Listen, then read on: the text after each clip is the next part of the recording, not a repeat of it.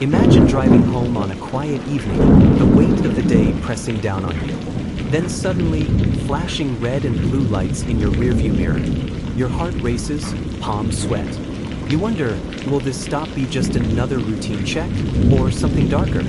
For the Johnson family, it was a moment that would change their lives forever. A moment when justice was stolen, pain was multiplied, and a fight for dignity became a battle for survival. This is their story. A story of love, loss, courage, and the high price of living while black in America. Meet Marcus Johnson, a 32-year-old father, son, and hardworking man from Cleveland, Ohio. Marcus grew up in a neighborhood where dreams were often deferred, but hope was a daily necessity. He worked 2 jobs to support his wife, Tasha, and their 2 young children.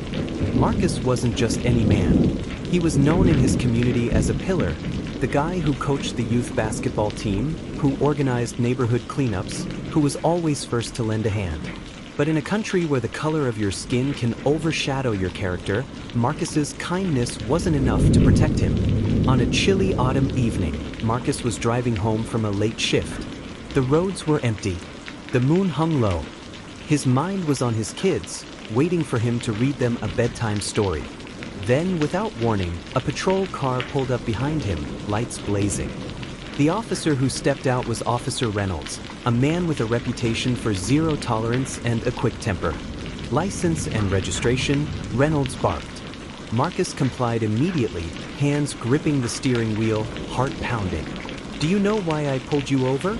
the officer asked, eyes cold. Marcus shook his head. "You were speeding," Reynolds said. But the speedometer showed Marcus was barely over the limit. The real reason was clear. Marcus was driving while black in a neighborhood the officer considered off-limits. Tension thickened the air like a storm about to break. As Marcus asked, "Officer, is there a problem?" his voice was steady, but inside, his heart was pounding like a drum. The cold night air seemed to close in around him. Officer Reynolds didn't answer calmly. Instead, his face twisted with frustration and something darker, disdain. "You talk too much," Reynolds snapped, his words sharp like a whip. Suddenly, without warning, hands grabbed Marcus. The grip was rough and unforgiving, tearing at his jacket and squeezing his arms. Marcus tried to steady his breathing, but the shock made it hard. His mind raced. He thought of Tasha waiting at home, of his children's innocent faces, of the bedtime stories he promised. "Please, officer, I'm just trying to get home," he said quietly, trying to keep calm. But Reynolds wasn't listening. He shoved Marcus hard against the squad car. The cold metal bit into Marcus's chest, making his ribs ache. His head snapped back slightly, and for a moment, Marcus's breath caught. His hands were pulled behind his back, rough hands forcing cold metal cuffs onto his wrists. The cuffs bit into his skin, a cruel reminder of the power imbalance, of a system designed to control, not to protect. Tears welled up in Marcus's eyes, not from the pain, but from the disbelief. How did it come to this? His wife's frantic calls to 911 echoed in his mind, unanswered. The voices of neighbors watching in silence, afraid to intervene, filled the cold night air. Marcus's last thought before being led away was of his children's soft voices whispering goodnight, a lullaby he feared he might never hear again. As Marcus was handcuffed and pushed into the squad car, a heavy silence fell over the quiet neighborhood. But that silence was brittle. It cracked with whispers, gasps, and a growing storm of anger beneath the surface. Mrs. Jenkins, the elderly woman who had lived on the block for over 40 years, watched from her porch, her hands trembling. "This ain't right," she muttered under her breath, clutching her worn prayer beads. Down the street, children peered through curtains, their wide eyes filled with confusion and fear. "Why is the police taking Mr. Marcus?" One whispered to another, the innocence in their voices tearing at the heart.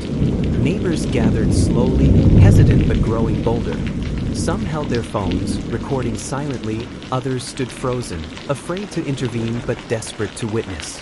Mr. Rodriguez, a local barber known for his calm demeanor, stepped forward.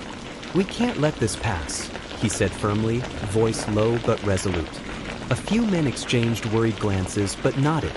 The community's anger simmered, ready to boil over. Voices rose, some demanding answers, others calling for justice. "He didn't do anything," shouted a young mother holding her toddler close. "We see this too often," whispered a teenager, fists clenched tight. But amidst the fear was a spark, a flicker of hope.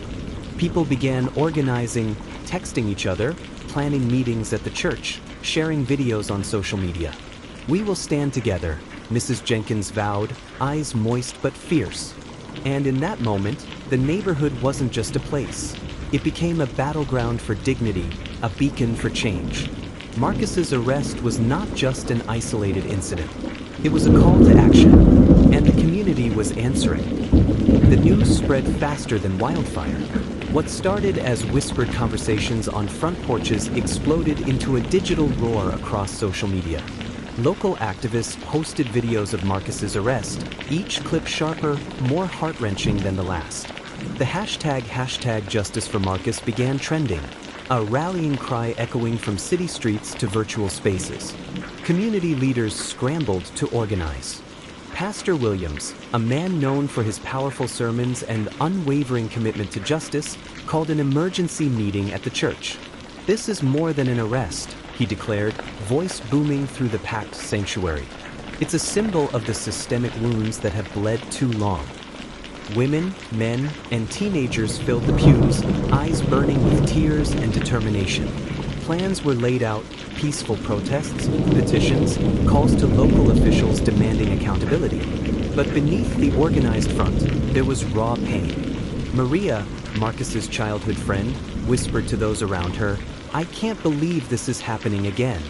We keep losing brothers, fathers, sons, to fear and hate disguised as law and order." And she wasn't alone. The grief was collective, a deep ache rooted in history. But alongside the sorrow was a powerful resilience. A mother gripping her child's hand said quietly, "We won't be silent anymore. Not this time." That night, as candles flickered in windows and voices raised in hymns of hope, the community knew one thing. Their fight had only just begun. Days passed. The peaceful protests grew larger with every sunrise. People from every walk of life gathered, their voices merging into a thunderous demand for justice. Signs waved high, "End police brutality," "Justice for Marcus," "Black Lives Matter." The streets of the city, once quiet and divided, now pulsed with solidarity. But not everyone welcomed the change. News outlets debated the facts. Some questioned Marcus's character, some minimized the police's actions. Behind the scenes, pressure mounted. City officials met behind closed doors, wary of the growing unrest. The police department, meanwhile, doubled down. Officer Reynolds, the man who arrested Marcus, went silent, shielded by union lawyers. His silence only fueled the fire. And then, the night of the largest protest arrived. The crowd swelled to thousands. Candles and chants lit up the city park. The air was thick with emotion, hope, fear, anger, and an unbreakable will. Marcus's mother, tear-streaked but resolute, stepped onto the stage. Her voice cracked, yet carried through the night. "My son is not a criminal. He is a young man with dreams, a son who deserves to live free from fear. We demand justice, not just for Marcus, but for all of us." As the crowd erupted in applause, unseen forces moved in the shadows. Tensions between protesters and police frayed like a rope stretched to its limit. And in the silence that followed, everyone knew. This fight would test every ounce of courage, every thread of community strength. Because in the face of injustice, silence was no longer an option. As night deepened, the city's tension broke, not with words, but with sirens and flashing lights. Police in riot gear marched toward the crowd. What was meant to be a peaceful protest soon felt like a battlefield. Tear gas filled the air. Voices shouted, some in defiance, others in panic. The crowd pushed back, hands raised, chanting louder than ever. But amid the chaos, a single figure emerged. Marcus's younger sister, Aisha, barely 16, stepped forward, tears streaming down her face, holding a sign that read, "My brother's life matters.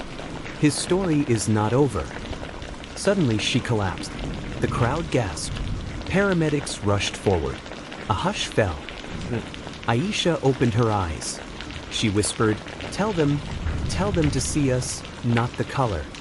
Her fragile words pierced the night. That moment broke something inside everyone watching. The officers lowered their shields. And slowly, the riot cooled. But just as the city began to breathe again, a secret was about to surface. An anonymous video was uploaded online. It showed the entire arrest clear as day. No exaggeration, no misunderstanding, only cold, brutal truth. But here's the twist no one expected. The video was recorded by Officer Reynolds himself. Because inside his jacket, a hidden body cam had been switched on that night without his knowledge. The footage revealed everything: the false accusations, the unnecessary force, the mocking laughter. The officer who arrested Marcus had unknowingly recorded his own downfall. Within hours, the video went viral. The city was shaken. Comments flooded in anger, sorrow, hope, outrage. But one voice stood out: Marcus himself. From his hospital bed, he recorded a short message. "This is not just my fight. It's all of ours. Keep pushing. Keep rising. Until justice is more than just a word." Narrator, voice calm, determined. Marcus survived. His body bore scars, but his spirit unbroken. The city's leaders could no longer ignore the cries for justice. An independent investigation was launched. Officer Reynolds was suspended pending charges. And the community, bruised but unbowed, continued to march.